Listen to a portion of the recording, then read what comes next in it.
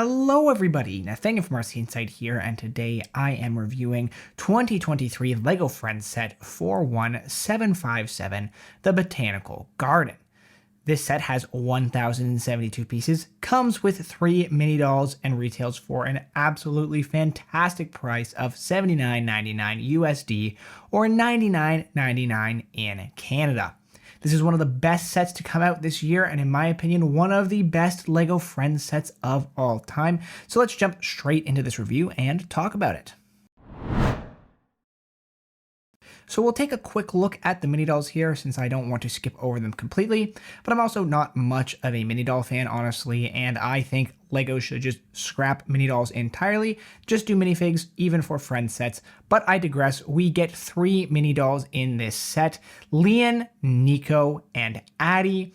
These are their designs front and back, just so you can see what they look like. The only thing I really care about here are the hair pieces, since they work with regular minifigures as well. And I do like all 3 hair pieces in this set. I especially like Leanne's with that flower attachment. I don't think it's a new piece, but it's the first time that I've got a hair piece with a little attachment like that. Leanne also has a little accessory that I think is supposed to be a pen, which would make sense because she also has this little sketchbook with some stickers on it. The pen accessory I think is new. I've never seen it before, but it's actually a really nice piece, and I could see it being used a lot. Nico, for his part, has a little selfie stick with one of the LEGO phone tile prints on it.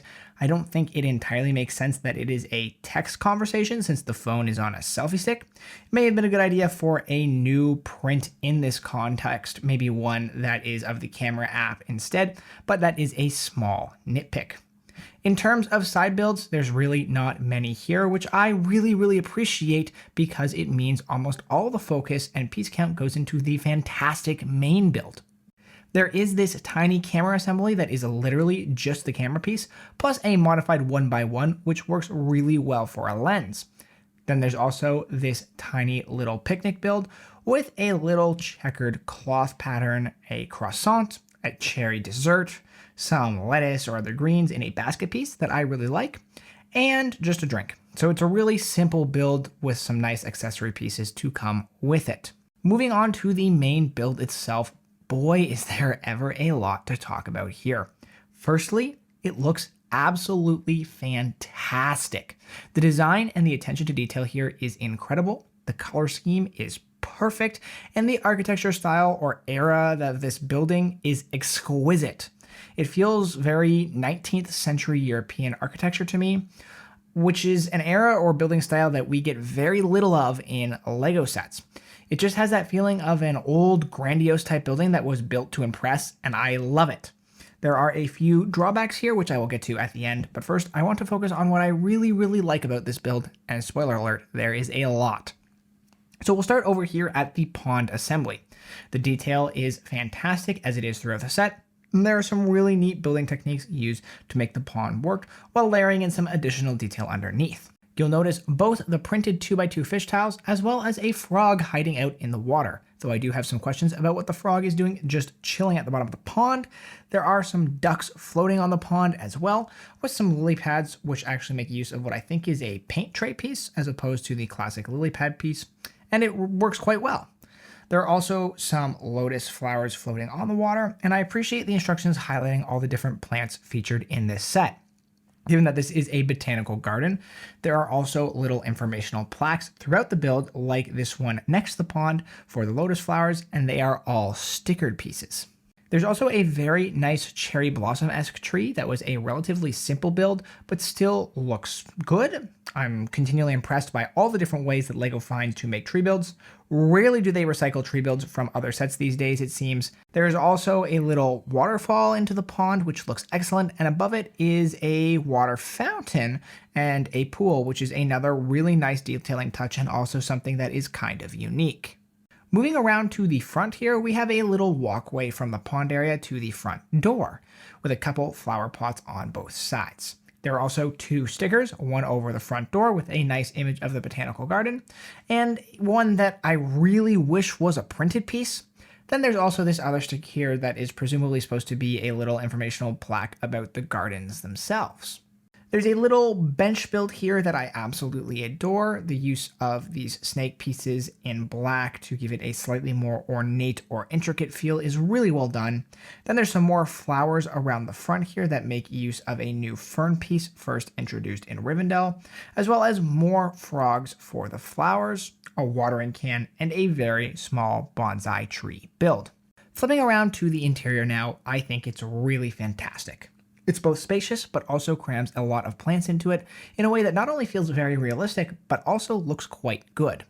I appreciate that they didn't include any random or unnecessary things on the interior and instead focused solely on the plant displays. It was an excellent choice not to waste interior space with a front desk or something like that, and by focusing solely on the flowers, the interior space just feels really pleasant. The different plants on the right here are Birds of Paradise, a flower known as the Amorphophallus titanium or Titan arum, which is a really neat looking flower. Then there is the Rafflesia next to it. And fun fact, both of these last two flowers that I just mentioned smell like rotting corpses or death, which is really fun. In fact, another name for the Titan arum is corpse flower. Hopefully I do not get demonetized. Part of me is almost surprised that these two are included in the set as a result of their names, but nonetheless, they are. And now you know a little fun fact that I only learned while looking up the flowers for this video. The final flower on this side is much less exotic. It's just a type of orchid. This sunlight on the roof here folds open easily so we can get a better look at the plants up by the ceiling. These flowering leaves by the roof aren't actually named in the book, so they're just a generic LEGO plant, I guess, but nonetheless, they look nice. And then hanging from the wall here are some Nepenthes, I hope I said that one right, which is also known as a tropical pitcher plant. And they actually utilize a recoloring of the LEGO saxophone piece in this pale light green color, which is a really nice addition to the set. There's also a little bee printed on a rounded transparent 1x1 tile that's really hard to see, but I assure you it's there. Folding the sunlight back over, the way this section of the build comes together looks great in my opinion. There's a little stickered tile piece on the wall that I don't really even know why it's there, but it is, and there's one on the other side as well. Under the main domed area of the build, we have this gorgeous flowering tree build, which is apparently a plumeria, which is a type of flowering shrub or tree, in this case clearly a tree, and it's another cute little well-executed tree build. There are also some butterflies up at the top using that new butterfly piece, which looks awesome, and they can spin around up there like they're actually fluttering in the dome. There's a fifth butterfly hiding out a little lower down in the dome, and he appears to be attracted to this random orange slice that is just inexplicably hanging out. The dome area itself maybe feels a little too empty, especially at the bottom, but the tree does fill up the space well enough, so I don't think it's too big of a deal. Finally, on the left here, we have a variety of succulents and cacti in our other flowering display, as well as a little water tap attached to the wall, and that does it for our interior. Flipping back to the outside just to take stock of the building as a whole, I really like the detailing for the building itself.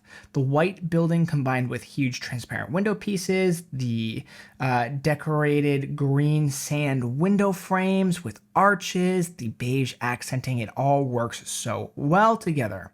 The curves and arches here really stand out to me, and the window design again evokes a much more classic era.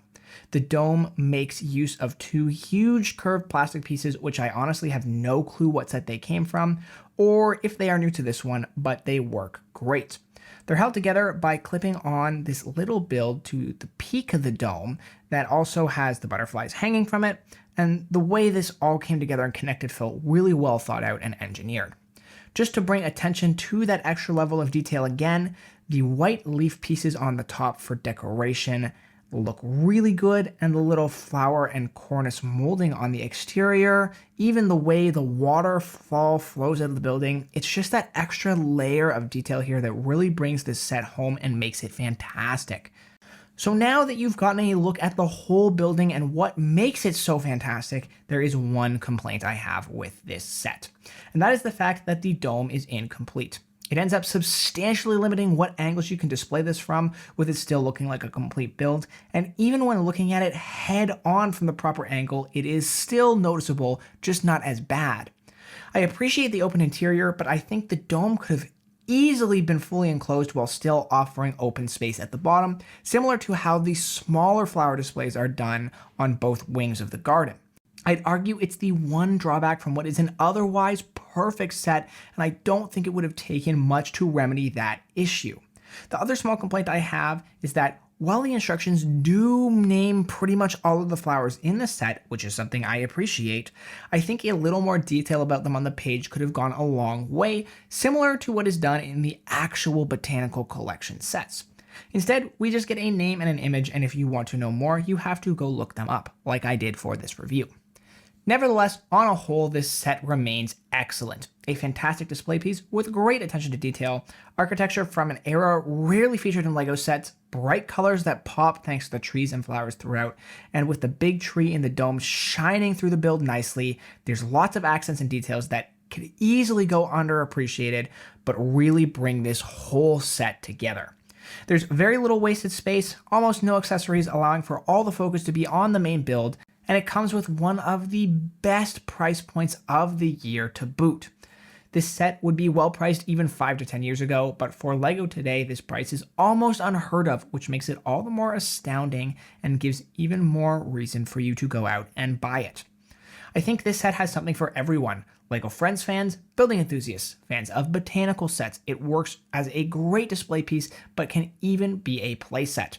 This is a set that easily shines through the LEGO Friends theme and hardly even feels like a LEGO Friends set at the end of the day, with the exception of the mini dolls.